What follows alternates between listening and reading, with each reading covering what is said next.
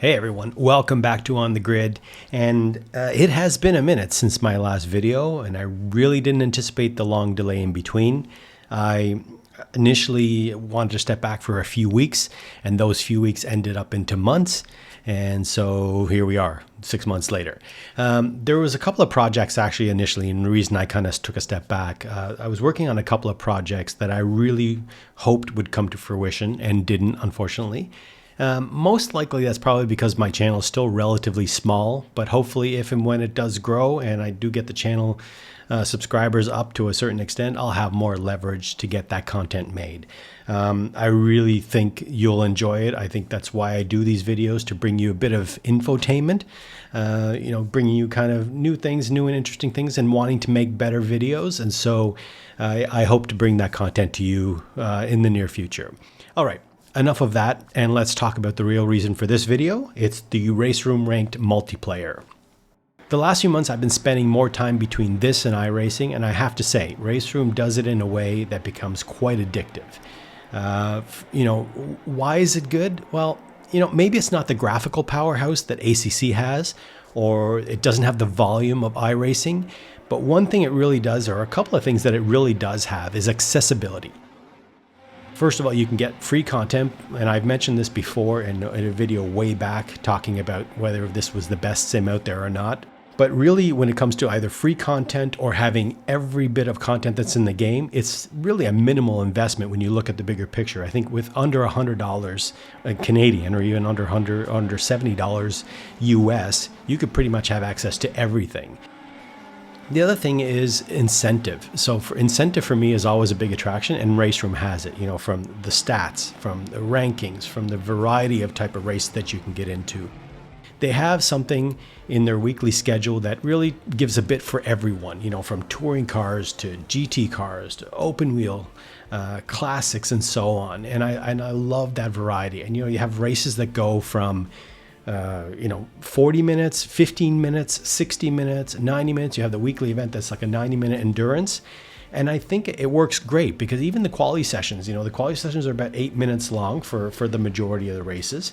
They do go up to 10 minutes and so on. But for the most part, it's an 8-minute quality, 15-minute race. And I love that because it's get the race done and move on to another type of discipline. And I really love that idea. Now, for me, when you look at the Raceroom ranking, the way they work, it works on an ELO system, which is a pretty standard system that they use in a lot of different sports, and especially with chess. And basically what they've done is they've taken that system and geared it more towards racing. So what happens is each player, you basically start at 1500, and then you just go up and down based on your results. So much like iRacing, depending on the quality of the room, whether the rankings are really high or really low, where you are in that, it will influence how high or how low you go up in the race. And obviously, the more races you do, the more accurate your rating is going to become. So they base it on three things. So rating, reputation, and the activity score. So rating is what I just explained, your 1500 mark that you start with. The reputation, that's player behavior, just running people off the road, when you're not running clean races, when you're getting more incident points, and the incidents are a little bit more forgiving. I think, actually, I should say a lot more forgiving than iRacing. iRacing, you get, 3-4 incident points, and that'll hit your rating pretty bad. So, and the third one is the activity score. So the activity score, it's how active in the multiplayer. So if you're quite active, you'll go to a level of, say, 5, I believe. I think 5 is the maximum. But if you don't race in the ranked room, it'll start dropping down eventually where it goes down to 0. All right, and here you can see on the Raceroom's ranking page, you can see a list of the week's races where you can quickly either just join the server. You see all the different races that are available. When the next session starts, you can see the amount of player count that's in each room. And I believe I was on page 3 the last time I checked this, but this is the list of all the players that are unranked, and it's ranked by your rating, so based on your 15, 1600, wherever you are. I believe the last race that I did, I was around 1600 and something, so I'm right there. So 1664, my rating, my rep was 83, 61 races, and my activity's up at 5 because I've been doing quite a few races over the past couple of weeks. So let's take a quick look at the stats, because that's, for me, I like to kind of visit that every once in a while. After a few races, I'll take a look at it and see where I stand. So here you just click on ranked multiplayer and you'll see a list of, so basically this is all the last few races that I've done. You know, pretty much the past few months that I've been doing races. That shows all your rankings, where you've kind of increased, decreased, which discipline you've been running. And then what I really like is over here on the right hand side, you'll see this is the last like 50 or so races. You'll see kind of your progression, and I really like that. And you can click on any one of these and it'll take you into the specifics of that race. So you'll see here's basically the races that were in that room, the incident points that I had, where I started, where I finished, you know, the race results, quality results. So I really like that because it gives you a nice visual of, you know, how you performed in that race. All right, so we go back down and then you can see your reputation. So you'll have your rank, your rating, your reputation, your incident points, your finish position. You just kind of basically scroll through and you can see, you know, how you've done within that specific race. So again, anytime you click into those, it'll take you into the specific race so you can see your quality and your race results. All right, so let's take a look at which races are up right now. So right now I only have the ranked ones that are available. So these are the 4. There's currently Europe, 3 rookie races. But if I show off the closed session here, you'll see which ones are available there as well. And like I said, you know, it might not have the player volume, but some of these races, as you get through the practice session into the quali, you do start to see a lot more players populate the room. So don't kind of be freaked out when you see like 5 players in the room or 3 players in the room. And that's, like I said, you know, it's not like ACC or iRacing where you have a massive player volume, but it does tend to be really good and is really quite competitive in these rooms. And you always keep coming back and you want more and you want to keep trying it out. So let's take a jump into this GT3 race. It's actually GT race. So you have all the different GT packs from, say, 2018, whatever, 2019, plus you have the 2020 and all the GT3 cars. So you have a mix of all the disciplines in that. So let's grab the Bentley and we'll do the quali, because the quali is already going. So we'll get out there and we'll just get a couple laps in. And this is one car I've kind of been grabbing, even in ACC and most of the games. I don't know why, I've just kind of been attracted to this lately. I've been, you know, running the Bentley in ACC. I've been running the Bentley in Raceroom. Any other games that I have it, you know, even in R Factor, I've been playing with the Bentley. It feels like a big beast of a car, but it's a fun car to drive. I feel like you can throw it around a little bit more. It's a little bit less finicky than other cars. So it's got a great sound too. I mean, sounds are not the strong point in Raceroom, but you know, Bentley's a Bentley. It's still going to have that nice low rumble, that growl to it, much like a Mercedes AMG. It has that kind of sound to it. So get this hot lap in, see where we place. I haven't been in this for probably a few days, so kind of a little bit rusty, but we'll see where we end up.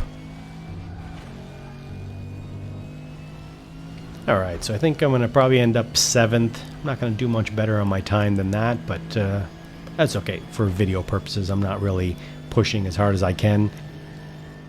All right, let's jump into the race. And these GT cars, I mean, pretty much across the board, they're really fun to drive. I mean, I love running this, a very popular discipline in sim racing. Everybody likes to run them. I think it's just because the variety of the cars that are in it. You know, from the McLarens to the Bentleys, the, you know, Beamers, you name it, they're all in here, and it's a really nice a mix of cars to actually run on this. Oh, took a little drift through there. It's pretty close racing, so actually. Just showing you the Audi TT. I ran this race as well. These cars are actually a lot of fun. You can throw them down, you can throw them around quite a bit, you know, going into the corners and stuff. They are a little tougher to turn. I find they're not as responsive, but it just makes for really great, close, tight racing. These are, you know, single discipline, so it's always good. So you really end up all in the same playing field, and it just comes down to, I guess, your fuel load and pretty much brake buys. That's really all you can change in this discipline. So. And you think of it, I always kind of end up running back and playing these, like the Audi TTs or the touring cars, and those ones where you just really want to have a lot of fun and just, you know, no-brainers, kind of just get in there and race. These are really good ones to run. And one other series that I ran this week was the BMW 235. I'm really not a fan of this car. I don't know why. I just can't get to grips with it. I have a hard time. And I find this one seems to have a lot of understeer. And I just can't get it to turn in. I don't know if it's just the way my driving style is, but this is also another discipline where it's really fun, really close racing. You get a lot of like bumping back and forth, which if it's done with good intentions in mind, really just close racing and tight racing, I'm all for it. But if it's deliberately taking somebody out or cutting them off in a corner or brake checking them, that really I don't like. But in this discipline, the Audis, the touring cars, those are disciplines where you can really just have a lot of fun with it. And, you know, if you're rubbing, you know, bumpers against each other, it's all in good fun and you're really not doing it intentionally to take somebody out. So, yeah, so that was just a quick overview of some of the ranked multiplayer. And if you haven't had an opportunity to get in there and try it out, I mean, just grab any of the cars that are up on their weekly ranked races and just have, you know, have some fun with it. And I'm sure you'll find a discipline that you really enjoy, and you'll probably have a couple of competitive races that you'll really like. And so never hurts. It's not really a big investment to get into it. And yeah, so I hope you enjoy it. All right, on to the next thing. What I do want to look at is we have a new car and a new track that came out recently in Raceroom. So the Ford Mustang Mach E 1400. So we'll see what this car is like. I'm not usually one that kind of gravitates towards electric cars, except for the Taycan. I love the Taycan. And the Nogaro the Nogaro track as well from France. So this is another nice new addition as well. I can't remember where I've raced this track before. There was a sim a long time ago or early on that I've raced in it, but I mean, it's a nice rendition. You can see I've got a couple of nice straights, some really nice turns, allow for some tight racing. Touring cars would be great on this as well. I'm not sure if this would be the best for GT racing, but I know for like touring cars, even those Audis or the M235 that I just showed in the last clip, that would be great for this. So let's get out on this track and see what this Mach E is like. One thing that drives me crazy is not hearing anything. It's just too quiet for my like. I like to hear sound. I like to hear an engine.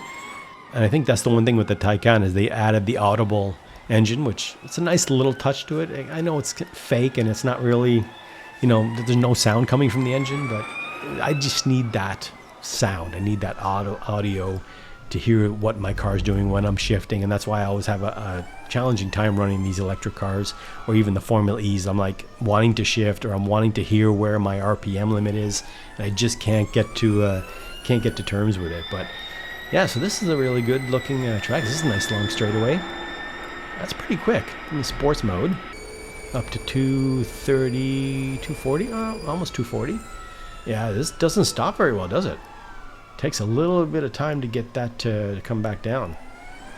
I might need to adjust my brake pressure on that to get a little bit more, because I run my brake pressure on my Clubsport pedals a little lighter. I don't like it to max out easy, so I run it a little lighter.